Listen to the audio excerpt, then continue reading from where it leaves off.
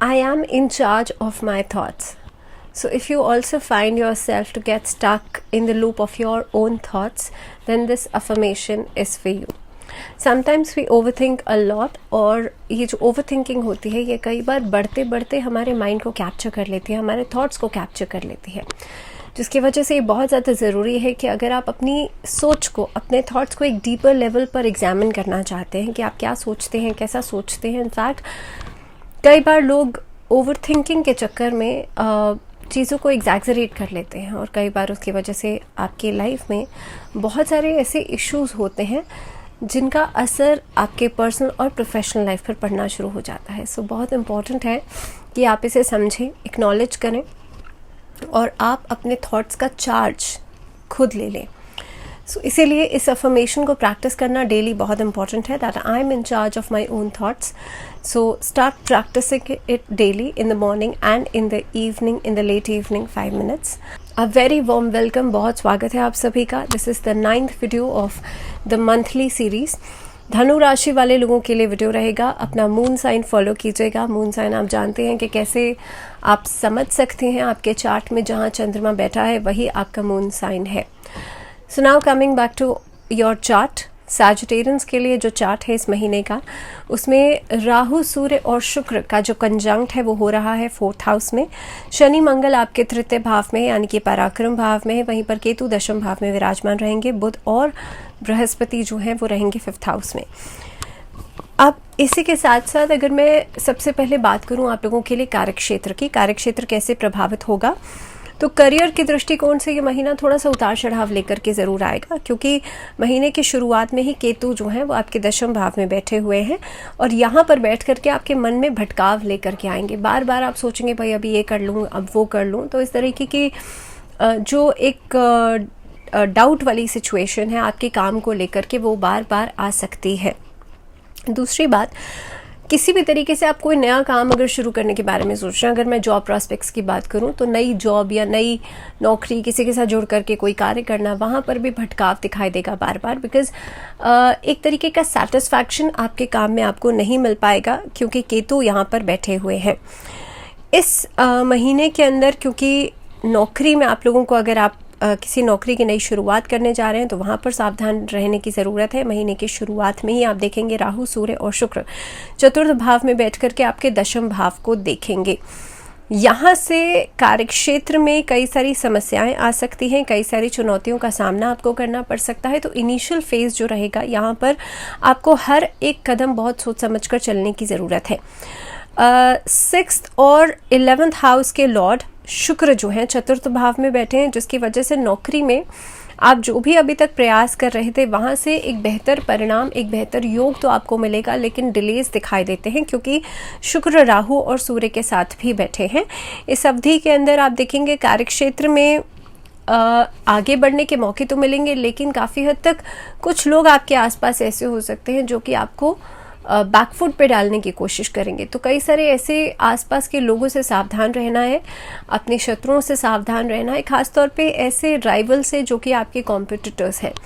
इसके अलावा अगर मैं व्यापारियों की बात करूं तो व्यापारियों के लिए एक तरीके से अच्छा समय दिखाई देता है, उन्नति होती हुई नज़र आती है इस महीने के अंदर। व्यापार में कुछ नए लोग आपके संपर्क में आ सकते हैं, जिसकी वजह से काम का दायरा बढ़ता हुआ नज़र आता है। इस महीने के अंदर आप देखेंगे काम को एक्सपैंड भी किया जा सकता है। इनफैक्ट नई इन्वेस्टमेंट्स करने के लिए भी ये महीना जो है अच्छा दिखाई दे रहा है। और चलिए अब बात करते हैं आर्थिक स्थिति की। तो अगर मैं फाइनेंसेस के लिहाज से देखूं तो देखिए महीने की शुरुआत में बुध और बृहस्पति पंचम भाव में बैठ करके आपके एकादश भाव को देखेंगे। इस अवधि के अंदर आमदनी में कोई बड़ी बाधा आती हुई नहीं नज़र आएगी, लेकिन ऑलरेडी जो काम चल रहा है वो सही तरीके से चलता रहेगा। लेकिन आज सच बहुत ज़्यादा यहाँ पर फेवरेबल जो स्थितियां हैं वो बनती हुई नहीं नज़र आती हैं।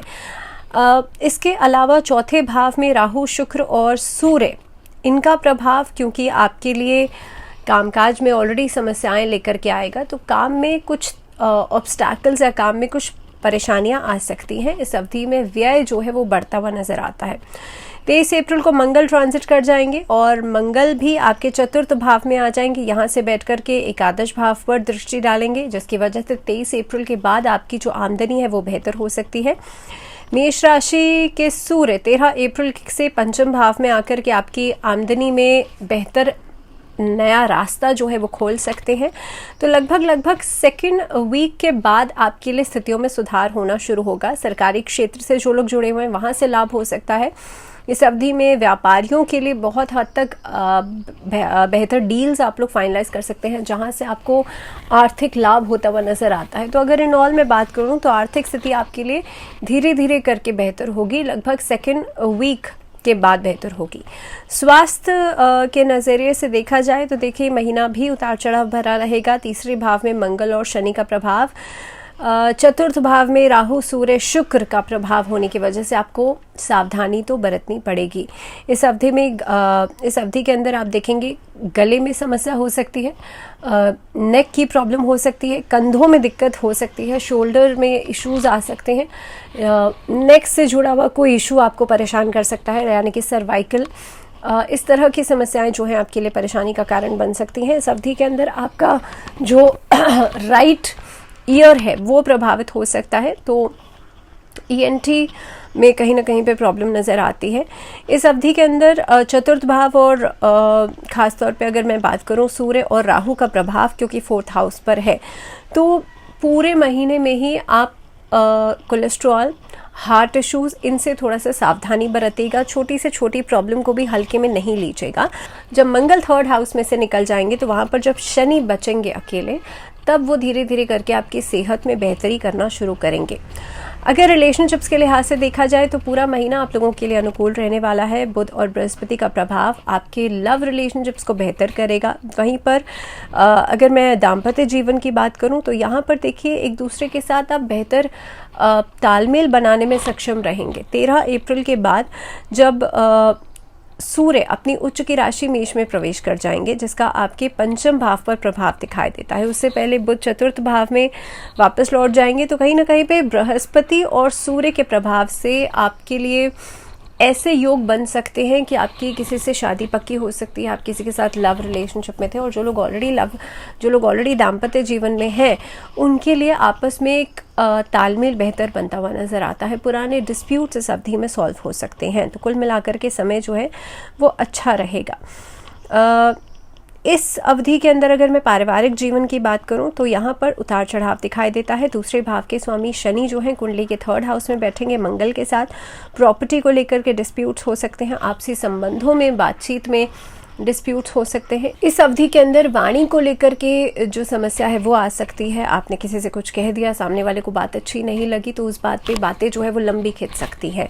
स्टूडेंट्स की बात की जाए तो स्टूडेंट्स के लिए देखिए महीना अच्छा दिखाई दे रहा है। पहली बात तो बुध और बृहस्पति दोनों ही यहाँ पर पंचम भाव में बैठे हैं। फिफ्थ हाउस एजुकेशन का भी माना जाता है, तो कहीं ना कहीं पे आप देखेंगे यहाँ पर कुछ नया सीखने की तरफ आप अग्रसर रहेंगे। अभी नए सेशंस भी स्टार्ट हुए हैं, तो आपका एक एनर्जी लेवल जो है वो कमाल का रहेगा। जो बच्चे कॉम्पिटिटिव एग्जाम्स की भी तैयारी कर रहे हैं उनके लिए भी समय बहुत अच्छा दिखाई दे रहा है।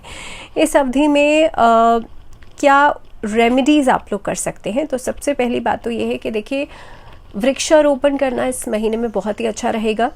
वृक्षारोपण ज़रूर कीजिएगा। भगवान विष्णु को हल्दी का, केसर का तिलक उनके चरणों में लगा करके उसके बाद अपने माथे पर आप लगा सकते हैं। इससे भी आपके लिए स्थितियां बेहतर होती हुई नजर आएंगी। सेहत में सुधार के लिए नमः शिवाय का जाप करना आपके लिए अच्छा रहेगा। डेली 108 बार आप जाप कर सकते हैं। और इसी के साथ इस वीडियो में फ़िलहाल इतना ही। दीजिए इजाज़त, लेकिन जुड़े रहिए चैनल के साथ। नमस्कार।